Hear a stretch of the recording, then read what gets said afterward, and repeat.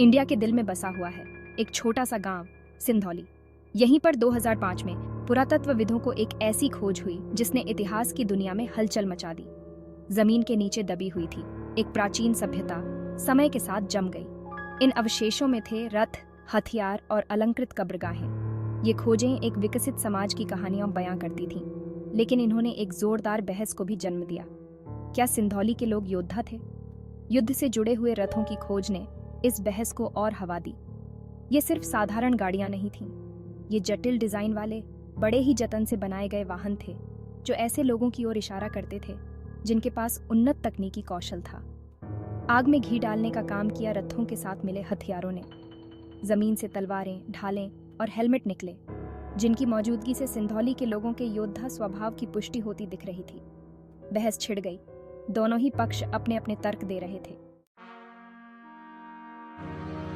सिंधौली के रथ सिर्फ आवाजाही के साधन नहीं थे, वो शिल्प कौशल की उत्कृष्ट कृतियां थीं। लकड़ी और धातु से बने इन वाहनों में स्पोक वाले पहिए थे जो इनके रचनाकारों के उन्नत तकनीकी ज्ञान का प्रमाण थे। जो लोग योद्धा वाले मत को मानते हैं वो रथों के मजबूत निर्माण और तीरंदाजों के लिए बने चबूतरों को उनके सैन्य उपयोग का प्रमाण मानते हैं।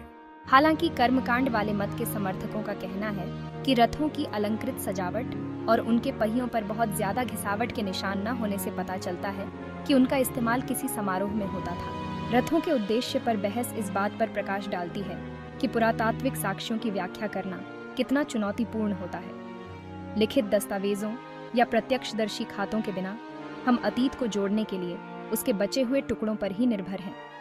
हर कलाकृति एक खोई हुई दुनिया की एक झलक दिखाती है, लेकिन उनका असली मतलब अक्सर पता नहीं चल पाता। सिंधौली में हथियारों की खोज, तलवारें, ढालें, हेलमेट ने इस प्राचीन सभ्यता के स्वरूप को लेकर चल रही बहस में और भी जटिलता पैदा कर दी। कांसे और तांबे से बने ये हथियार अक्सर लोगों के साथ दफनाए जाते थे, जिससे सिंधौली समाज में उनके महत्व का पता चलता है। योद्धा मत के समर्थक हथियारों के नुकीले किनारों और मजबूत बनावट को इस बात का प्रमाण मानते हैं कि युद्ध में उनका इस्तेमाल होता था। हालांकि जो लोग इन्हें समारोह में इस्तेमाल होने वाले मानते हैं, उनका तर्क है कि कब्रों में हथियारों की मौजूदगी इस बात का प्रतीक हो सकती है कि ये रुतबे की निशानी थे।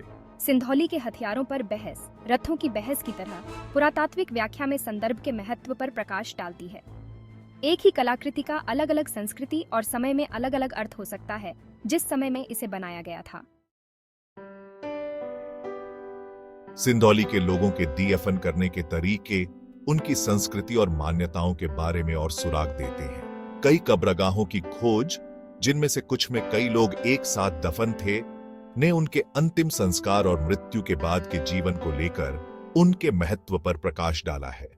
सिंधौली में दफनाना अक्सर एक विस्तृत प्रक्रिया होती थी। लोगों को कई तरह की चीजों के साथ दफनाया जाता था, जिनमें मिट्टी के बर्तन, औजार और हथियार शामिल थे। इन चीजों की मौजूदगी से पता चलता है कि वो मृत्यु के बाद के जीवन में विश्वास करते थे, जहां मरने वालों को इन चीजों की जरूरत होगी। शरीर की स्थिति भी सिंधौली की मान्यताओं के बारे में जानकारी देती है। कुछ लोगों को मुड़ी हुई अवस्था में दफनाया गया था, जबकि कुछ को सीधा लिटाया गया था। दफनाने के तरीकों में यह अंतर सामाजिक स्थिति या मृत्यु के बाद के जीवन के बारे में उनकी मान्यताओं को दर्शाता है। तो क्या सिंधौली के लोग योद्धा थे? पुरातात्विक साक्ष्य एक जटिल तस्वीर पेश करते हैं। रथों और हथियारों की मौजूदगी से पता चलता है कि यह समाज युद्ध से परिचित था। सिंधौली के लोग एक जटिल समाज का हिस्सा थे। उनकी संस्कृति में युद्ध कौशल और धार्मिक भक्ति दोनों को महत्व दिया जाता था। इतिहास हमेशा काला या सफेद नहीं होता, अतीत रहस्य में डूबा रहता है। सावधानी पूर्वक विश्लेषण से हम रहस्यों को उजागर कर सकते हैं।